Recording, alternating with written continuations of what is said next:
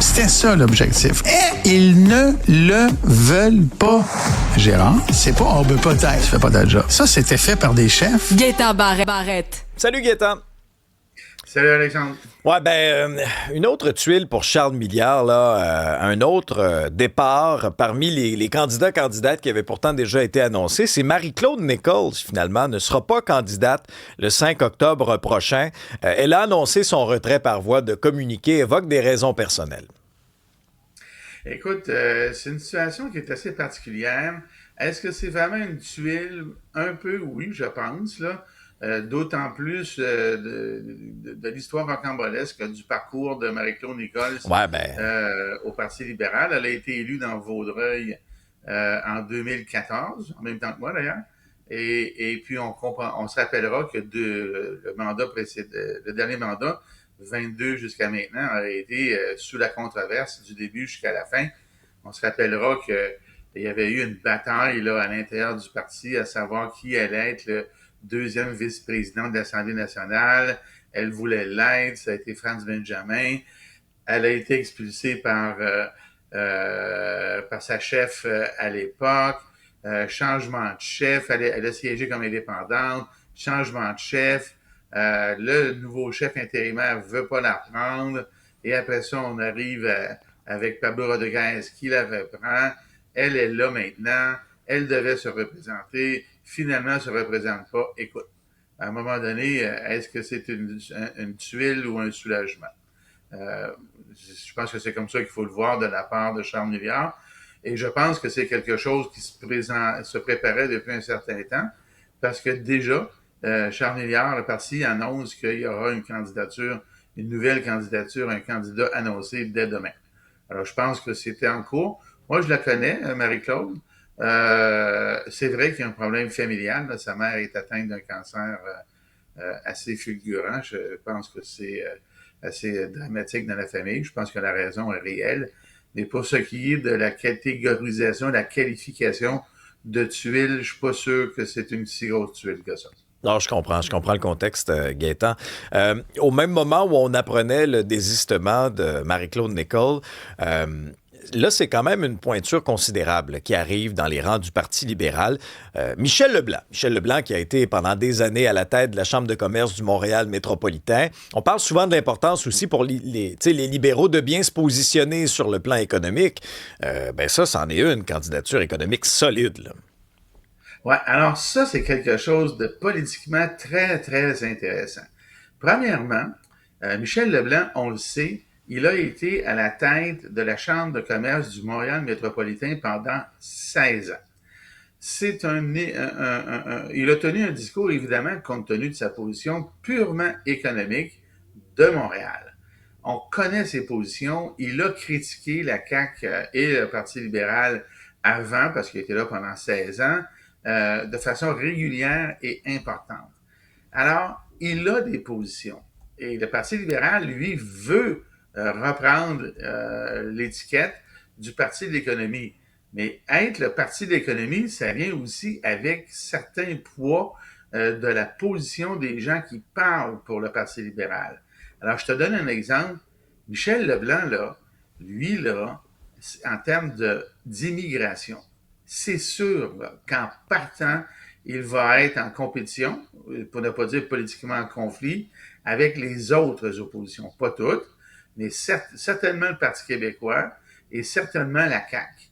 Alors, dans des comtés où il y aurait des luttes à trois, il va y avoir des batailles là-dessus, et à partir de maintenant, parce que ça, c'est une position qu'il a largement défendue.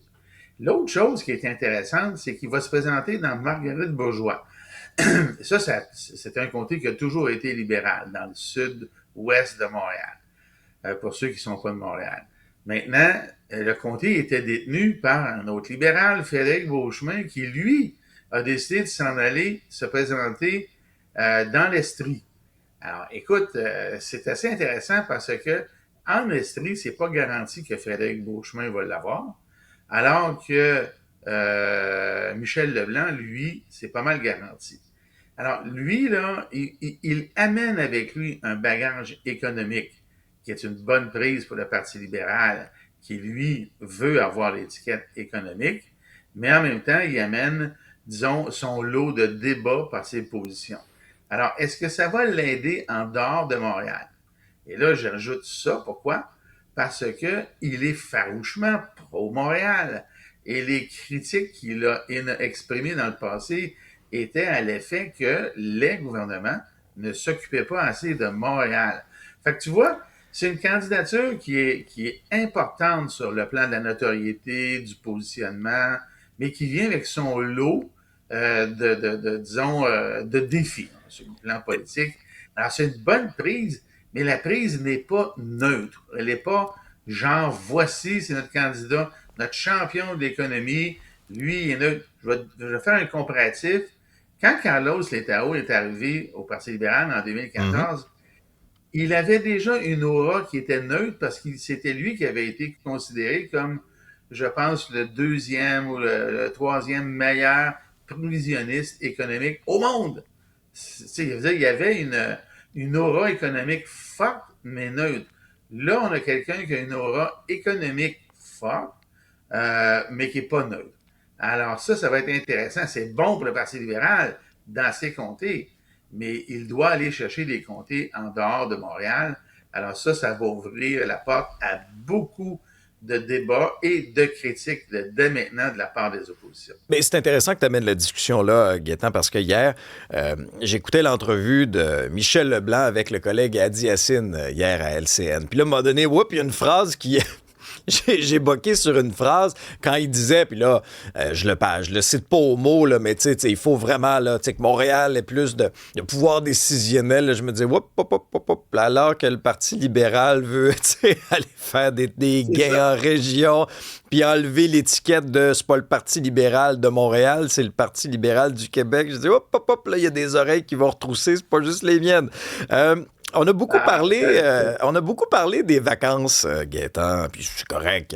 Bien sûr, l'été, les chefs de parti doivent faire le plein d'énergie parce que les prochaines semaines seront très, très, très exigeantes.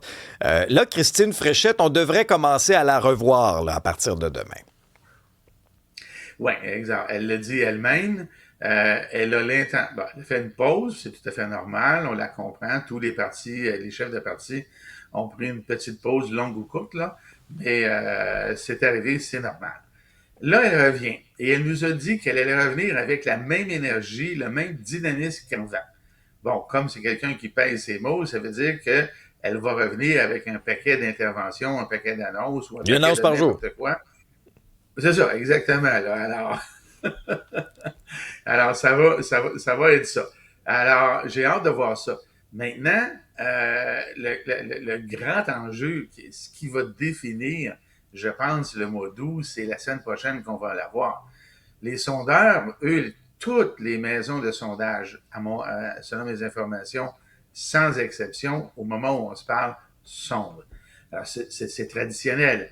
On sonde au retour des vacances de construction parce que ça donne le ton, mais surtout, compte tenu de ce qui s'est passé en juillet pour tous les partis, on veut savoir, tous les partis attendent ça. Tout le monde veut voir si les aiguilles ont bougé. Est-ce que la campagne intensive de Christine Fréchette aura donné des résultats?